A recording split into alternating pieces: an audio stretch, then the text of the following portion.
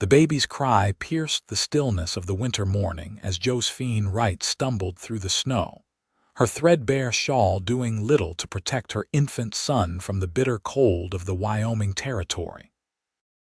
Behind her, the righteous citizens of Ogden had made their position clear with stones and harsh words, driving her from the only home she had ever known because she dared to bear a child without a husband by her side.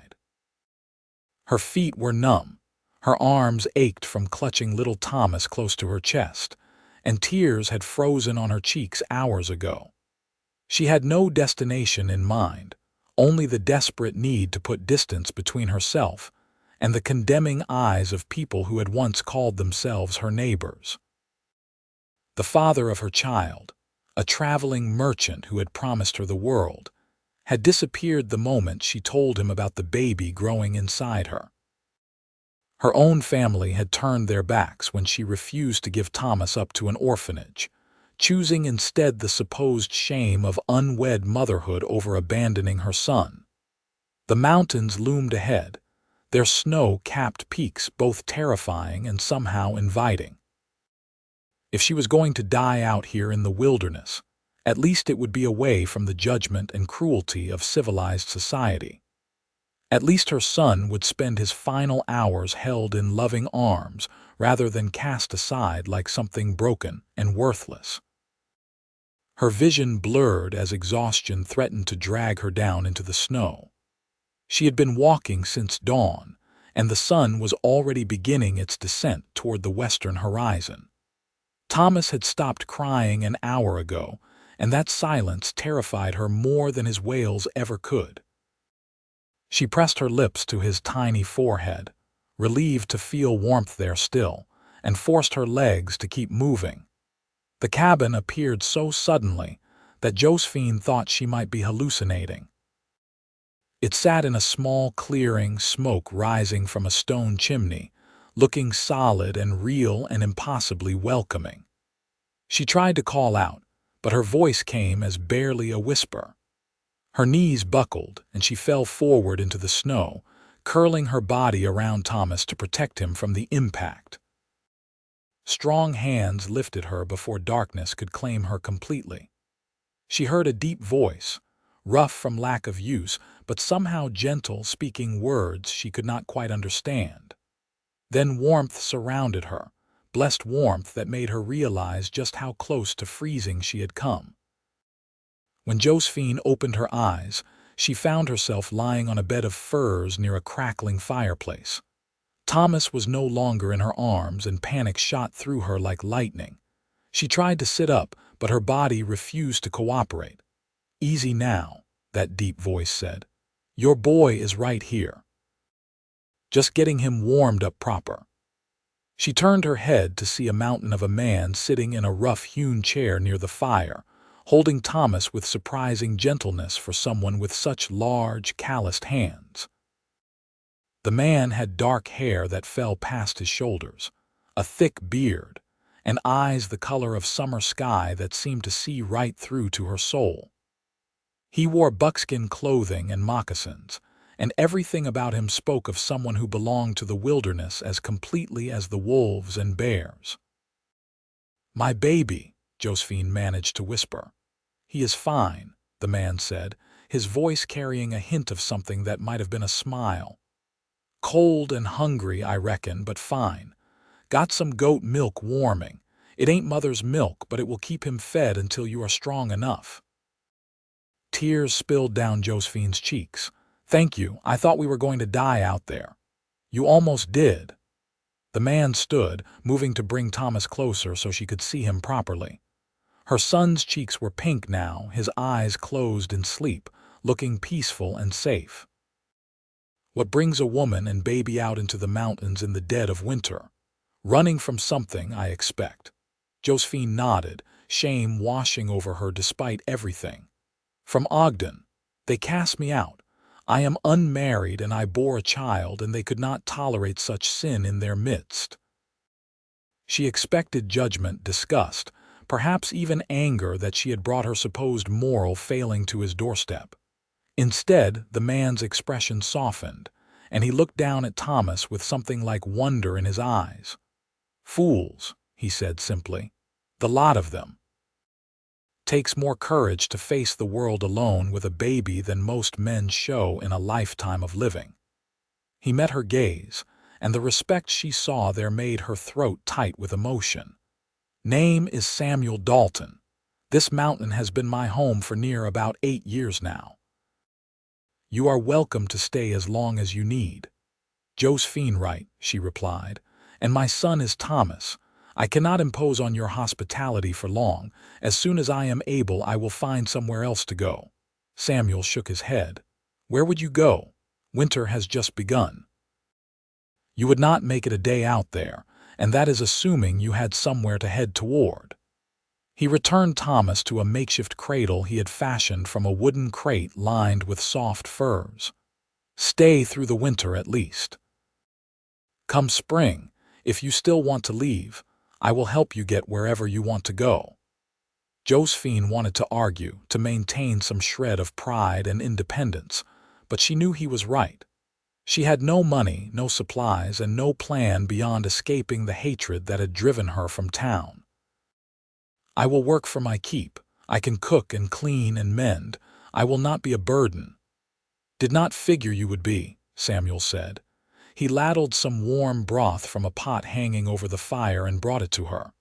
"But right now you need to rest and get your strength back. Everything else can wait." The days that followed settled into a rhythm that felt both strange and comforting. Samuel's cabin was small but well built, with thick walls that kept out the worst of the winter cold. He had clearly been living alone for a long time, but he adapted to having Josephine and Thomas there with remarkable grace. He gave her his bed and made himself a pallet near the fire, insisting that she and the baby needed the warmth and comfort more than he did. Josephine discovered that Samuel was a man of few words but great competence. He hunted and trapped, providing meat and furs that he would trade in the spring at various outposts and settlements. He tended a small herd of goats that somehow survived in the harsh mountain environment, providing milk and cheese. He had a garden plot that lay dormant under the snow but would provide vegetables come summer. As her strength returned, Josephine began to take over the domestic tasks. She cooked meals that were more elaborate than the simple fare Samuel had been making for himself. Using wild herbs she found dried and hanging in bunches throughout the cabin. She mended his clothes, patched the holes in his spare buckskins, and organized his supplies with an efficiency that came from years of running her family's household before they had disowned her. Thomas thrived on the goat milk, growing plumper and more alert with each passing day. Samuel took to the baby with an affection that surprised them both. In the evenings, after the day's work was done, he would hold Thomas and speak to him in low, rumbling tones, telling stories of the mountains and the creatures that lived there. Josephine would watch them together, her heart aching with a complicated mix of gratitude, longing, and something she was not quite ready to name. One night, about 2 weeks after her arrival, Josephine found the courage to ask the question that had been nagging at her. They were sitting by the fire, Thomas asleep in his cradle, the wind howling outside like a living thing. "Why do you live up here alone?" she asked quietly. "You are clearly capable of living anywhere you choose. Why isolate yourself like this?" Samuel was silent for so long she thought he might not answer. Then he sighed, a sound that seemed to come from somewhere deep inside him. "Had a wife once, Rachel. We lived in Denver, had a little house, were planning to start a family. Then the fever came through in the summer of '64. Took her in 3 days. His hands clenched into fists on his knees.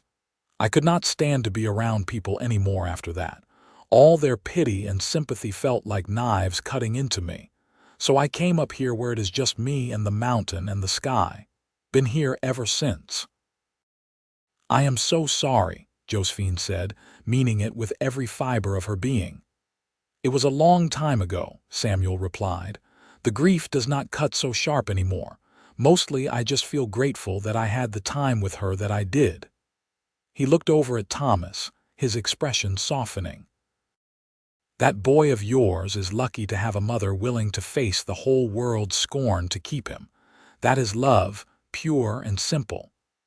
"Sometimes I wonder if I made the right choice," Josephine admitted. "Maybe he would have been better off in an orphanage with two parents eventually, a stable home. Or maybe he would have grown up feeling unwanted and cast aside," Samuel said firmly. "You gave him something no orphanage ever could. You gave him the knowledge that he was wanted, that he was loved enough for his mother to sacrifice everything for him. Never doubt that was the right choice." His words settled something inside Josephine that had been restless and aching since the day Thomas was born. She had made the right choice. Whatever hardships lay ahead, she had chosen love over convenience, courage over conformity. "Thank you," she whispered, "for saying that, for believing it." Samuel nodded, then stood and added another log to the fire. "Best get some sleep. Morning comes early and I will need to check the trap line at first light." But Josephine found sleep elusive that night. She lay in the big bed, listening to Samuel's steady breathing from his pallet by the fire, and felt something shifting in her heart. This man, who had every reason to turn bitter and cruel, had instead remained gentle and kind. He had taken in a desperate stranger and her child without hesitation, without judgment, without expecting anything in return. He was unlike any man she had ever known. The winter deepened, bringing storms that lasted for days and snow that piled so high Samuel had to dig a tunnel from the cabin door to reach his outbuildings. Through it all, their little household persisted. Josephine learned to card and spin wool from Samuel's goats, creating yarn that she used to knit warmer clothes for Thomas and new socks for Samuel. She made soap from ashes and animal fat, taught herself to tan the hides Samuel brought back from his hunts, and discovered a deep satisfaction in the work of survival. Samuel, for his part, seemed to come alive in ways he had not in years. He talked more, smiled more, even laughed on occasion when Thomas did something particularly amusing. He began to teach Josephine the skills she would need to survive in the mountains, showing her how to read the weather, identify animal tracks, and move quietly through the forest. He fashioned a cradle board in the native style, designed to keep Thomas secure and warm while leaving Josephine's hands free to work. One day in late January, Samuel returned from checking his traps with a troubled expression. Josephine was stirring a pot of stew, Thomas secured to her back in the cradle board, when Samuel came through the door bringing a blast of cold air with him. "Trouble?" she asked, reading the tension in his shoulders. "Maybe. Found fresh tracks near the eastern ridge." A group of men, maybe 6 or 7, moving through the high country. Could be trappers, could be outlaws using the mountains to hide from the law. He hung his rifle near the door and began removing his outer layers of furs and hide. "Either way, we need to be careful. Men who are out in weather like this usually have a reason, and it ain't often a good one." Fear coiled in Josephine's stomach. "Do you think they will come here?" "Hard to say. The cabin is not exactly easy to find if you do not know where to look. But smoke from the chimney can be seen from a fair distance." Samuel crossed to the fire and warmed his hands. "I will keep watch tonight. If they are just passing through, we will never see them. If they are looking for shelter, well, we will deal with that when it comes." Josephine lifted Thomas from the cradle board and held him close, suddenly acutely aware of how vulnerable they were up here, miles from any help or law. "What if they are dangerous?" Samuel's jaw tightened. "Then I will do what needs doing to keep you and Thomas safe. That is a promise." The conviction in his voice sent warmth spreading through Josephine's chest, despite her fear. She believed him absolutely. This man who had already given them so much would not hesitate to risk everything to protect them. The night passed without incident, and the next day brought no sign of the mysterious travelers. But Samuel remained vigilant, and Josephine found herself jumping at every sound, every creak of the cabin settling or branch snapping under the weight of snow outside. 3 days later, they got their answer. Josephine was hanging laundry near the fire to dry when she heard voices outside, followed by a sharp knock on the door. Samuel grabbed his rifle and motioned for Josephine to take Thomas to the back corner of the cabin, behind the dubious protection of a large trunk. "Who is there?" Samuel called out, not opening the door. "Name is Jim Carson," came the reply. "Got some men with me, half frozen and desperate for shelter. We mean no harm, just hoping for a warm fire and maybe some food. We can pay." Samuel glanced back at Josephine, who clutched Thomas tightly but nodded. They could not turn away men who might truly be in need, not in this weather. Samuel opened the door slowly, rifle held ready but not pointed directly at the visitors. 6 men stood in the snow outside, all looking worse for wear but with hard eyes that spoke of difficult lives. The one who had identified himself as Carson was older than the others, maybe 50, with gray threading through his dark hair and a scar that ran from his left eye to his jaw. "We do not have much," Samuel said carefully, "but you are welcome to warm yourselves by the fire and share what food we have. Your weapons stay by the door." The men exchanged glances, and for a moment Josephine thought they might refuse, might try to force their way in and take whatever they wanted. Then Carson nodded and unbuckled his gun belt, setting it carefully by the door. The others followed suit, though one young man with cruel eyes lingered over his weapons before finally relinquishing them. The cabin suddenly felt impossibly small with 8 adults and a baby crammed inside. Josephine busied herself ladling out bowls of stew, hyper-aware of the way some of the men looked at her, their gazes lingering in ways that made her skin crawl. Samuel positioned himself between her and the visitors, his body language protective and his hand never far from the knife at his belt. "You are a long way from anywhere," Carson said conversationally as he ate. "Living up here permanent?" "I am," Samuel replied. "The woman and child are staying through the winter." "Husband?" one of the other men asked, his tone making the question somehow offensive. "My business is my own," Josephine said firmly, surprising herself with her own boldness. "As I am sure yours is yours," Carson chuckled. "Fair enough, miss. We are just passing through, heading toward the Montana Territory. Got some business to attend to up that way." The men ate quickly and huddled near the fire, their clothes steaming as they dried. They spoke little, which Josephine found almost more unnerving than if they had been talkative. She could feel the tension in the room like a physical thing, could see the way Samuel's muscles remained coiled and ready despite his outwardly relaxed posture. After an hour, Carson stood and stretched. "We appreciate the hospitality. We will be moving on now, try to make a few more miles before dark." The relief that flooded through Josephine was almost dizzying. But as the men began gathering their weapons and preparing to leave, the young one with the cruel eyes suddenly spoke up. "Hold on. Why are we rushing off when there is a warm cabin right here? I say we stay the night, leave in the morning when we are properly rested." He looked directly at Samuel, challenge clear in his gaze. "Unless our host has objections." "I do," Samuel said quietly. "You have had food and warmth. Time to move along." The young man's hand dropped toward his gun, but Carson grabbed his arm. "Easy, Billy. The man has been generous. We will not repay that by overstaying our welcome."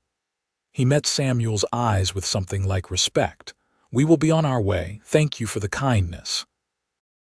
Billy looked like he wanted to argue, but the other men were already filing out the door. He followed reluctantly, shooting one last look at Josephine that made her stomach turn. Samuel closed the door firmly behind them and barred it, then moved to the window to watch as the men trudged away through the snow. He stayed there for a long time, until the figures had disappeared completely into the trees. "They are gone?" Josephine asked. "For now." Samuel turned from the window, his expression grim. "But that young one, Billy, he had the look of someone who does not let go of things easily. We will need to stay alert for the next few days, make sure they have truly moved on." That night, Samuel did not sleep. He sat by the window with his rifle across his knees, watching the darkness beyond. Josephine tried to stay awake with him, but exhaustion eventually claimed her. She woke once in the deep hours of night to find Samuel still at his post, silhouetted against the faint starlight reflecting off the snow, and felt a surge of gratitude and something deeper, something that made her heart race. The next morning brought fresh snow and no sign of the travelers. Samuel checked his perimeter carefully, looking for tracks or any indication that the men had circled back, but found nothing suspicious. Still, he remained watchful, and Josephine found herself doing the same, starting at every sound. A week passed, then two, with no further incidents. Slowly, the tension began to ease. Samuel returned to his normal routines, and Josephine allowed herself to relax back into the comfortable rhythms they had established. It was during this time that Josephine began to truly see Samuel, not just as her rescuer and protector, but as a man. She noticed the way he moved with unconscious grace despite his size, the gentleness in his hands when he held Thomas, the kindness in his eyes when he looked at her. She found herself watching him when he did not know she was looking, memorizing the line of his jaw beneath his beard, the breadth of his shoulders, the rare smile that transformed his entire face. She tried to tell herself it was just gratitude, just the natural result of being thrown together in close quarters with someone who had saved her life. But her heart knew the truth. She was falling in love with Samuel Dalton, this quiet mountain man who had shown her more respect and care in a few months than she had received from anyone in years. The realization terrified her. She had trusted her heart once before, had believed a man's promises and paid dearly for that mistake. Thomas was proof of her poor judgment, evidence that she could not trust herself when it came to matters of the heart. And beyond that, what could she possibly offer Samuel? She was a woman with nothing, no prospects, no future beyond what charity others were willing to extend. Why would a man like him ever want someone like her? February arrived with a brief warming spell that melted some of the snow and made the world outside feel almost welcoming. Samuel used the break in the weather to replenish their firewood supply, spending long hours cutting and splitting logs. Josephine bundled Thomas warmly and sat outside on a bench Samuel had built, watching the man work and marveling at his strength and endurance. "You are staring," Samuel said without looking up from the log he was splitting. Josephine felt heat flood her cheeks. "I apologize. I was just thinking." "About?" He set down the axe and came to sit beside her, close enough that she could feel the warmth radiating from his body. The words came before she could stop them. "About how different you are from what I expected. When I first saw you, I thought you might be dangerous, or at least rough and uncivilized. But you are the kindest, most honorable man I have ever known." Samuel looked away, clearly uncomfortable with the praise. "I just did what anyone decent would do." "No," Josephine said firmly. "Most people, decent or otherwise, would have turned me away, especially once they learned about my situation. But you took us in without hesitation, without judgment. You gave us a home when the whole world had decided we did not deserve one." "The world was wrong," Samuel said, his voice rough with emotion. He turned to look at her, and the intensity in his eyes made her breath catch. "You are one of the bravest people I have ever met, Josephine. What you did, keeping your son and facing everything alone, that took more courage than most folks have in them. I admire you, more than I can properly say."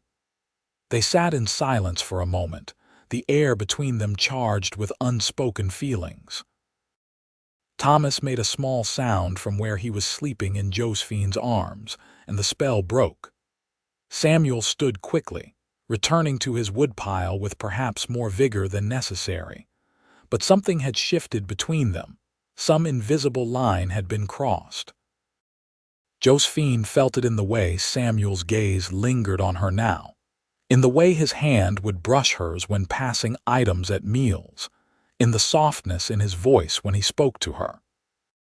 And she knew he must sense the change in her as well, the way her heart raced when he was near, the way she found excuses to be close to him. March brought the first real signs of spring. The snow began to recede in earnest, revealing patches of brown earth and the first brave green shoots pushing through the soil. The days grew longer and warmer, and the world seemed to wake from its winter slumber. Samuel began talking about the summer ahead, the work that would need to be done in the garden, repairs to be made to the cabin and outbuildings. He always included Josephine in these plans, speaking of we and us, as if it were a given that she would still be there when the seasons turned. One evening in mid-March, as they sat by the fire after putting Thomas to bed, Samuel cleared his throat in a way that suggested he had something important to say. "I have been thinking," he began, then paused, "about the future, about what happens when spring truly arrives and the pass is clear." Josephine felt her heart sink. This was it, the conversation she had been dreading. He was going to tell her it was time to make plans to leave, to find somewhere else to go. She forced herself to nod. "I understand. I have imposed on your hospitality long enough. I will start thinking about where Thomas and I might go." "That is not what I meant." Samuel leaned forward, his elbows on his knees, his expression intense. "I do not want you to go, Josephine. I want you to stay, permanently." Hope flared in Josephine's chest, but she tried to tamp it down. "Stay as what? Your housekeeper? I suppose I could do that, though I worry about what people might say." "Stay as my wife." The words hung in the air between them, stunning in their simplicity and sincerity. Josephine stared at Samuel, unable to believe what she had just heard. "I know I should probably court you proper first," Samuel continued, the words coming faster now as if he was afraid he might lose his nerve.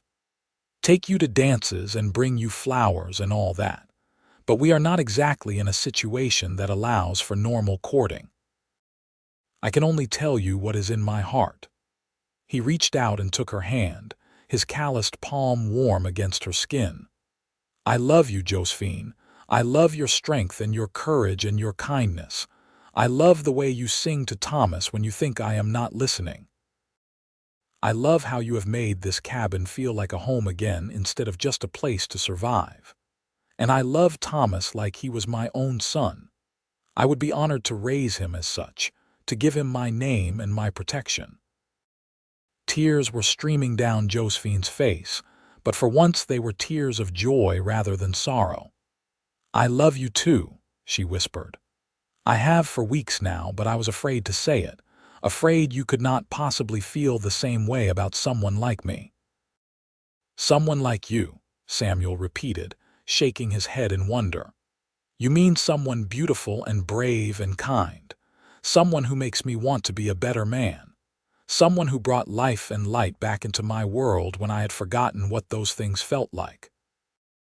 He cupped her face in his hands, his touch gentle despite his strength. "Josephine Wright, you are the best thing that has happened to me since I lost Rachel, and I promise you that if you say yes, I will spend every day of the rest of my life making sure you never regret it." "Yes," Josephine said, her voice breaking on the word. "Yes, I will marry you. I will stay here and build a life with you and let you be Thomas's father. Yes to all of it." Samuel kissed her then, soft and sweet and full of promise. It was Josephine's first real kiss, the merchant who had fathered Thomas having taken what he wanted with no tenderness or care. This was different, this was beautiful, and when they finally broke apart, Josephine felt like she was glowing from the inside out. They were married 3 weeks later by a traveling preacher who made a circuit through the mountain settlements. Samuel had ridden down to one of the small communities in the lower elevations to find the man and make arrangements. They spoke their vows in front of the cabin, with wildflowers blooming around them and Thomas cooing happily in Samuel's arms. The preacher was an older man named Reverend Matthews, who asked no questions about their circumstances, just smiled kindly, and spoke the words that bound them together as husband and wife. Samuel had fashioned rings from silver he had traded for, simple bands that shone in the spring sunlight as they were exchanged. "You may kiss your bride," Reverend Matthews said with a warm smile. Samuel handed Thomas to the Reverend and pulled Josephine close, kissing her thoroughly enough to make her blush. When they parted, both were smiling so widely their faces hurt. That night, after Reverend Matthews had left with payment in the form of furs and smoked meat, Samuel carried Josephine over the threshold of their cabin. He was gentle with her, patient and loving, making sure she felt nothing but cherished and desired. When they came together as husband and wife, it was nothing like Josephine's previous experience. This was mutual and beautiful and full of love. Afterward, they lay tangled together in the bed that was now theirs to share, listening to Thomas's soft breathing from his cradle. "I want to adopt him legally," Samuel said quietly. "Make him a Dalton in truth, not just in our hearts. When we go down to town for supplies in a few months, I will speak to whoever handles such things. I want the whole world to know he is my son." Josephine turned in his arms to look at him, her heart so full she thought it might burst. "He is lucky to have you as a father. We are both so lucky." "I am the lucky one," Samuel insisted. "I thought my life was over after Rachel died. Thought the best I could hope for was to live out my days in peace up here in the mountains. Then you came stumbling through the snow, half frozen and fierce as a mountain lion protecting her cub, and everything changed. You gave me a reason to live again, not just survive." They fell asleep wrapped in each other's arms, the future stretching ahead of them bright with possibility. The summer brought work from dawn until dusk, but it was joyful work made easier by sharing it. Samuel taught Josephine to shoot, insisting she needed to know how to protect herself and Thomas if anything ever happened to him. She proved to be a quick study, her aim improving rapidly with practice. She also learned to fish in the cold mountain streams, to identify edible plants and herbs, to read the signs of approaching weather. Thomas grew rapidly, becoming more alert and interactive with each passing day. He laughed at Samuel's silly faces, grabbed at his father's beard with chubby hands, and showed clear delight whenever Samuel picked him up. Josephine would watch them together and feel overwhelming gratitude that her son would grow up knowing what a good man looked like, would have a father who loved him unconditionally. In late July, Samuel made his annual trip down to the trading post to sell his furs and buy supplies. This year, Josephine and Thomas went with him. She was nervous about facing people again, worried about the questions and judgment that might come their way. But Samuel held her hand as they rode into the small settlement, his presence a steady comfort. The trading post was run by a grizzled old trapper named Pete who looked Samuel up and down, then smiled broadly. "Well, I'll be. The hermit of the high country brought himself a family. Good for you, Dalton." "This is my wife, Josephine, and my son, Thomas," Samuel said, the pride in his voice unmistakable. "We got married this spring." Pete nodded approvingly and turned to Josephine. "Welcome, madam. Your husband drives a hard bargain when it comes to trading, but he is as honest as they come." "You picked a good one." "I know," Josephine said, smiling up at Samuel. They spent 2 days at the settlement, conducting business and purchasing supplies. Samuel made inquiries about adoption procedures and was directed to a lawyer who occasionally passed through the area. He left their information and instructions to send word when the lawyer next appeared. On the second evening, as they sat outside the small cabin they had rented, a woman approached tentatively. She was around Josephine's age, wearing a simple but neat dress, her hands twisted nervously in her apron. "Excuse me," she said quietly. "I heard you have a baby, a son. I wondered if I might see him." Josephine's protective instincts flared, but something in the woman's expression made her relax slightly. "May I ask why?" The woman's eyes filled with tears. "I lost my baby last winter. He was only 3 months old. I just miss holding a little one is all." "I am sorry, that is a strange thing to ask a stranger." Josephine's heart ached for this woman's loss. She stood and walked to where Thomas was sleeping in a basket. "Would you like to hold him?" The woman's face lit up with desperate hope. "Could I?" Josephine carefully lifted Thomas and placed him in the woman's arms. The stranger held him like he was made of spun glass, tears streaming down her face as she looked at his sleeping face. "Thank you," she whispered. "Thank you so much. What is his name?" "Thomas Dalton," Josephine said, exchanging a warm look with Samuel. "He is beautiful. You are very blessed." The woman held Thomas for a few more minutes, then reluctantly handed him back. "I should go. My husband will be wondering where I am. Thank you for your kindness."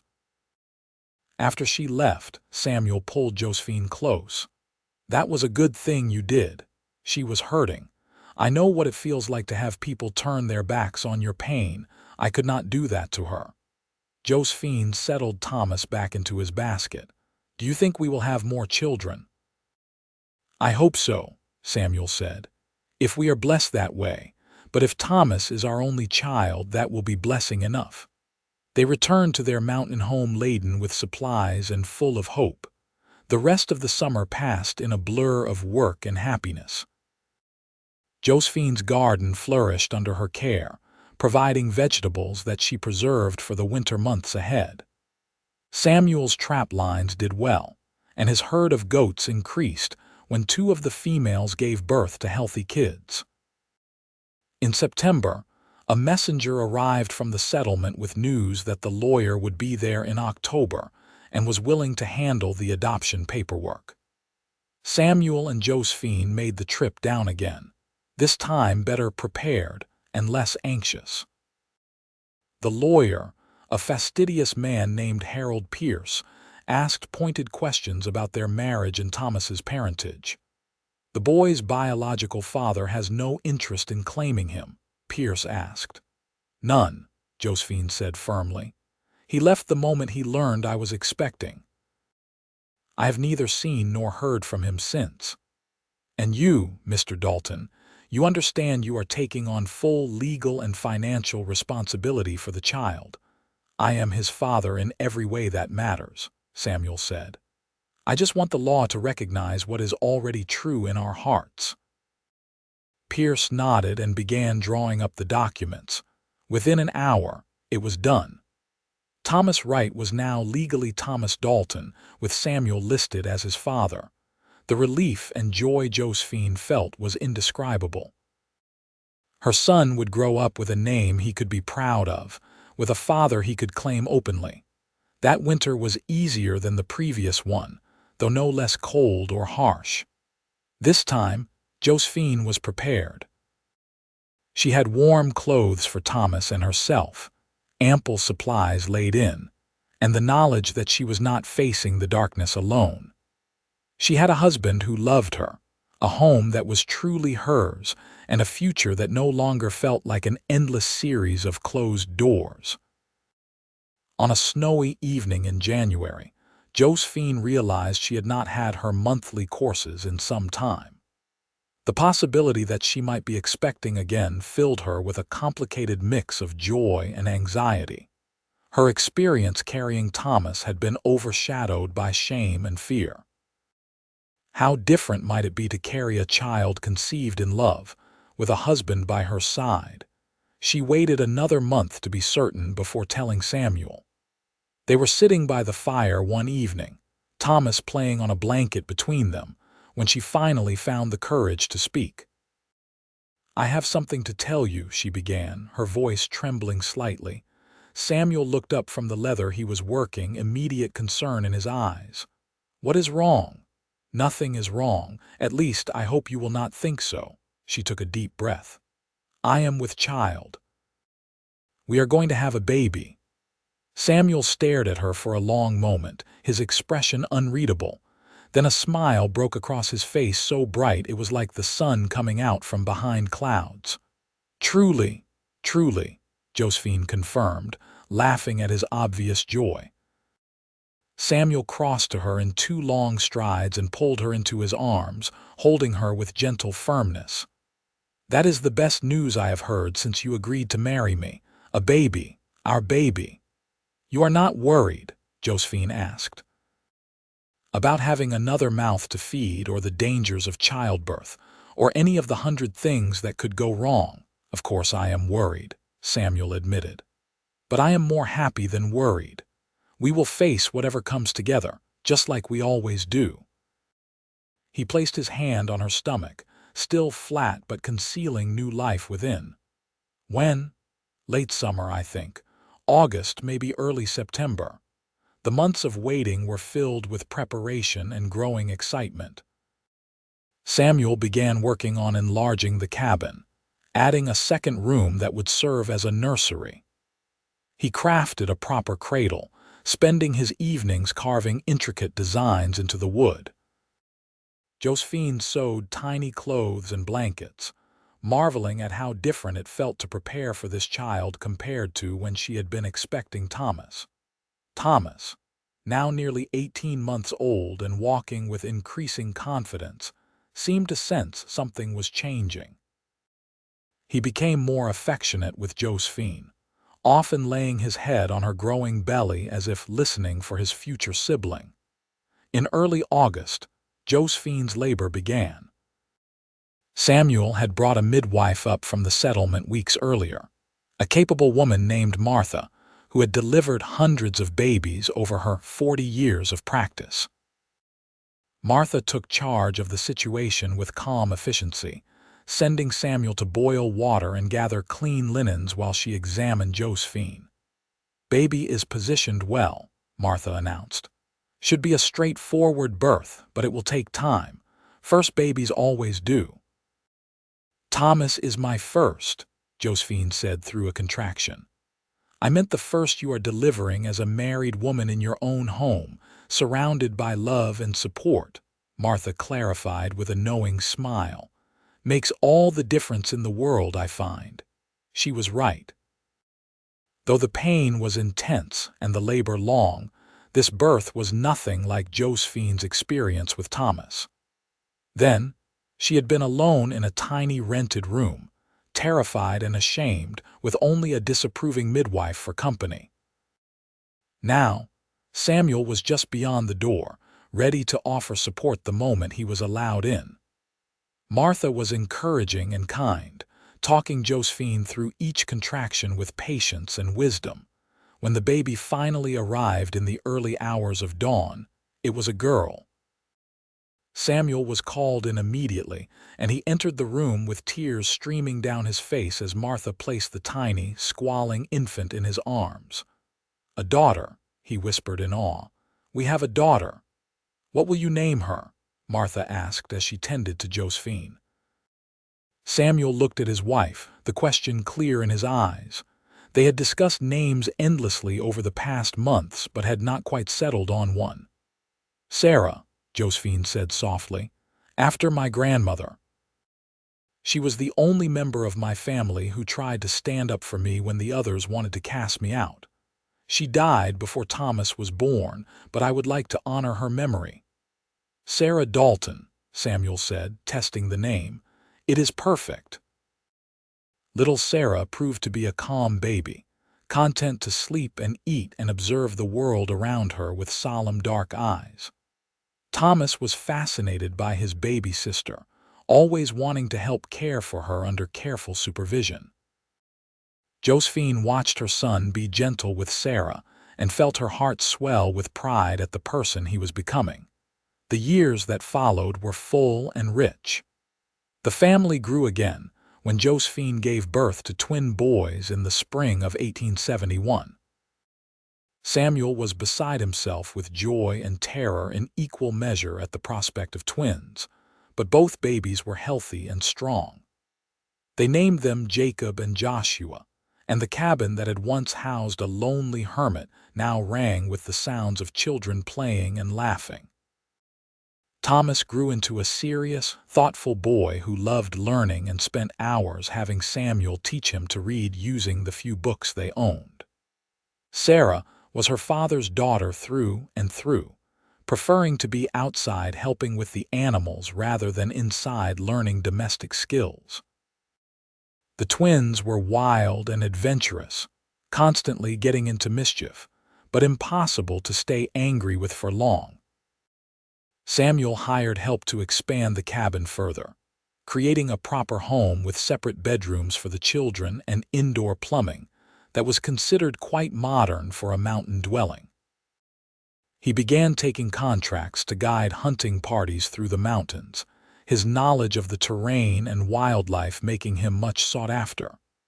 The income allowed them comforts they had not previously enjoyed, though Samuel was careful never to overbook himself. His family came first always. Josephine had found a place in the small community of mountain families scattered throughout the high country. She was known as a healer of sorts, using the knowledge of herbs and remedies she had learned over the years to help neighbors when they took ill or injured themselves. She also taught other women to read and write, holding informal classes in her home during the long winter months. One day in the summer of 1873, a letter arrived that threw Josephine into turmoil. It was from her younger sister, Emily, whom she had not heard from since being cast out of Ogden nearly 7 years earlier. Emily wrote that their parents had both passed away within months of each other, and their brothers had moved away seeking their fortunes elsewhere. She was alone now and deeply regretted the way the family had treated Josephine. She begged for forgiveness and asked if there might be a place for her in Josephine's life. Josephine showed the letter to Samuel, her hands shaking. "I do not know what to do. Part of me wants to tell her to go to hell for turning her back on me when I needed her most, but she is my sister, and she sounds truly sorry." Samuel read the letter carefully. "What does your heart tell you? That family is complicated, that people make mistakes. That I would want someone to forgive me if our positions were reversed." Josephine sighed.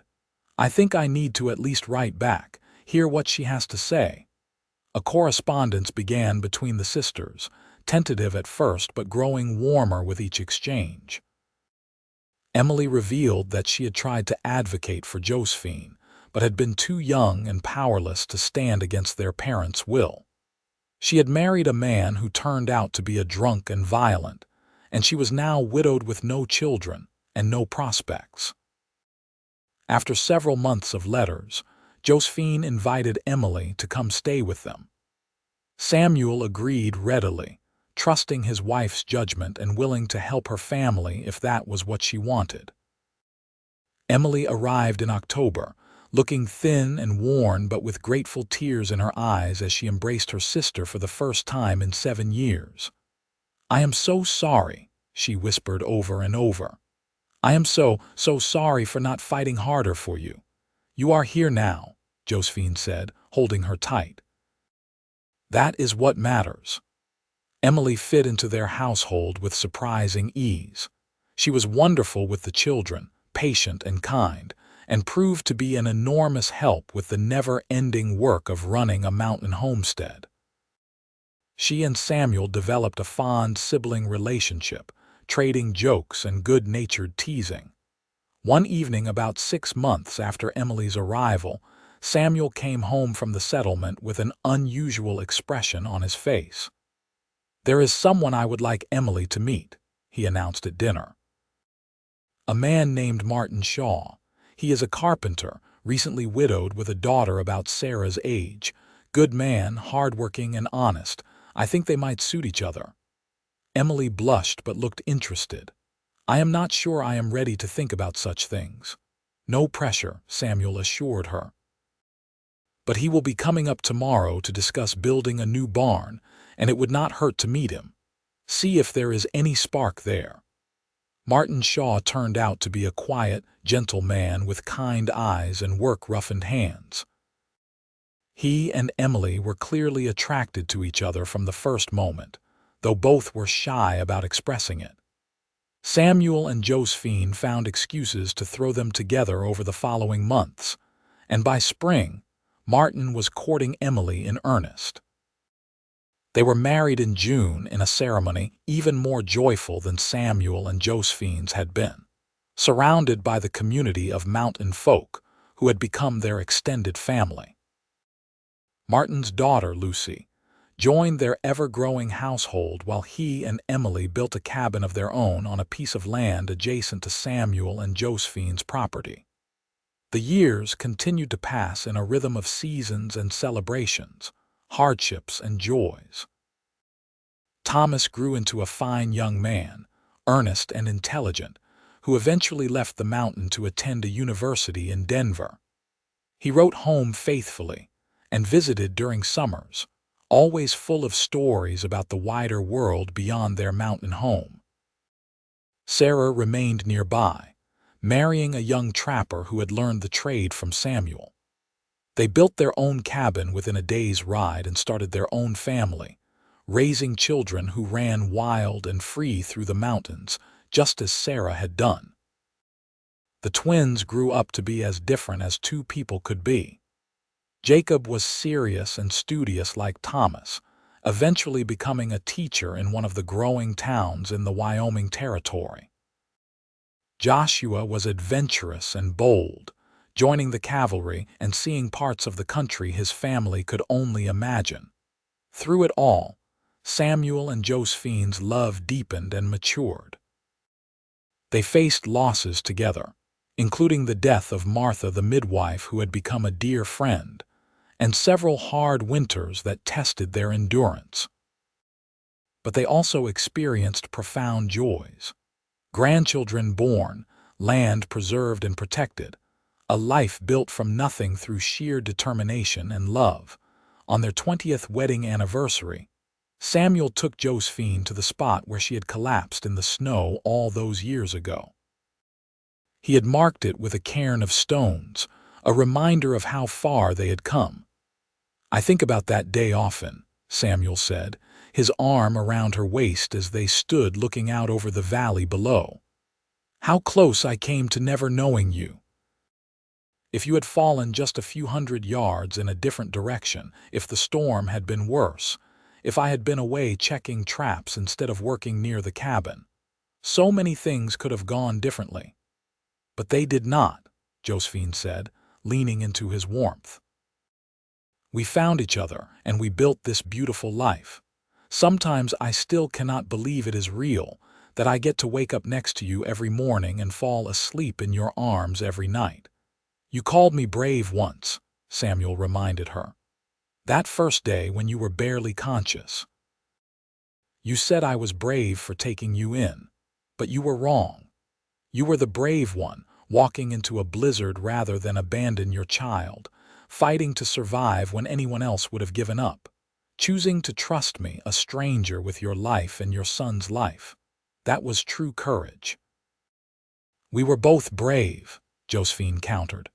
"You, for opening your heart again after losing Rachel, for taking the risk of loving again when you knew how much it could hurt to lose someone.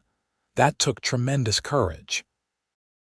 They stood in comfortable silence, watching the sun set over the mountains that had been their home for 2 decades.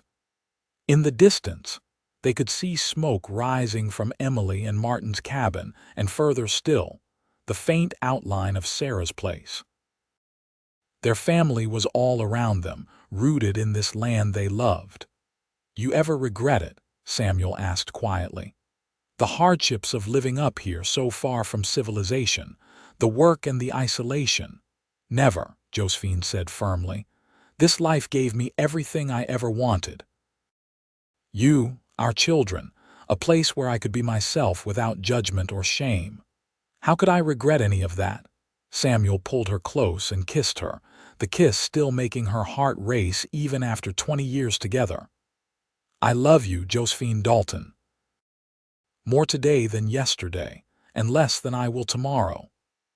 "I love you too," she whispered against his lips. "My mountain man, my brave, beautiful husband." They walked back to their cabin hand in hand as stars began to appear in the darkening sky. The lights from the windows glowed warmly, and they could hear laughter from inside where their youngest, 12-year-old James, who had been born late in their marriage, was probably regaling his visiting siblings with some wild tale. This was home. This was family. This was the life that Josephine had nearly lost in the snow, but had found again through Samuel's kindness and courage. She had been cast out for bearing a child alone, branded as shameful and unworthy. But Samuel had seen the truth. He had called her brave when the rest of the world called her fallen. He had loved her when she had nothing to offer but herself and her son. And from that love, from that single act of compassion on a winter's day, had sprung this entire beautiful, complicated, joyful life. Years later, when they were old and gray, sitting on the porch of the cabin watching their grandchildren play, Josephine would think back to that desperate walk through the snow and feel only gratitude. Every step through the blizzard had led her here, to this moment, to this man, to this life. "What are you thinking about?" Samuel asked, taking her hand in his gnarled one. "About how lost I was that day," Josephine said, "and how found I am now, about how the worst day of my life led to all the best days." Samuel smiled, the expression crinkling the weathered skin around his eyes. "Funny how life works that way sometimes. The path through the darkness leading to light." Their eldest grandson, Thomas's boy, ran up to them then with a question about the goats, and the moment of reflection passed. But Josephine carried the feeling with her always, that deep sense of gratitude and contentment that came from a life well lived and love well cherished. As winter approached again, Samuel made his final trip down to the settlement to lay in supplies. He returned with news that a new railroad was being planned that would run through the Wyoming Territory, bringing civilization closer to their mountain haven. The world was changing, growing, becoming something different than it had been when they first met. "Things are different now than when we started," Samuel said as they unpacked the supplies. "There are schools and churches and law in places that were pure wilderness back then. Sometimes I wonder if our way of life is dying out." "Maybe the old ways are fading," Josephine agreed. "But what we built here, our family and our love, that is timeless. That will endure no matter how much the world changes around us." She was right, of course. The mountains might fill with people. Railroads might carve through valleys. Towns might spring up where only wild creatures had lived before. But the love between Samuel and Josephine Dalton, the family they had created, the life they had built from nothing but courage and determination, that would last. Their story would be told by their children and grandchildren, passed down through generations as a testament to the power of compassion and the strength of love.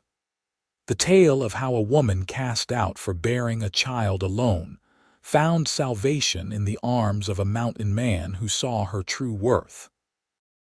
How he called her brave when the world called her shameful. how together they had built something beautiful and lasting in the wild, unforgiving mountains of the Wyoming Territory. On Samuel's 80th birthday, surrounded by children, grandchildren, and even a few great-grandchildren, he stood to make a speech. His voice was still strong despite his age, his eyes still bright with love as he looked at Josephine across the crowded room. "I have lived a long life," he began. "I have seen this territory grow from true wilderness to something approaching civilization. I have experienced great loss and greater joy. But nothing, and I mean nothing, compares to the gift I was given 47 years ago when a brave woman stumbled out of a blizzard and into my life." He crossed to Josephine and took her hand, raising it to his lips. "You saved me, Josephine, just as surely as I saved you that day. You brought me back to life when I thought I was dead inside. You gave me a family, a purpose, a reason to greet each new day with gratitude and hope.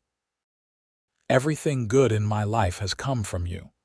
Josephine had tears streaming down her face, as did most of the people in the room. "We saved each other," she corrected gently. "And we built this together, this beautiful, impossible life." The party continued late into the night, full of music and laughter and love. When the last guest had finally departed and they were alone in their bed, Samuel pulled Josephine close. "I am tired," he admitted. "My bones ache and I cannot do the things I once could. But I would not trade a single day of this life for all the youth and strength in the world." "Neither would I," Josephine said, pressing a kiss to his weathered cheek. "We have been blessed beyond measure."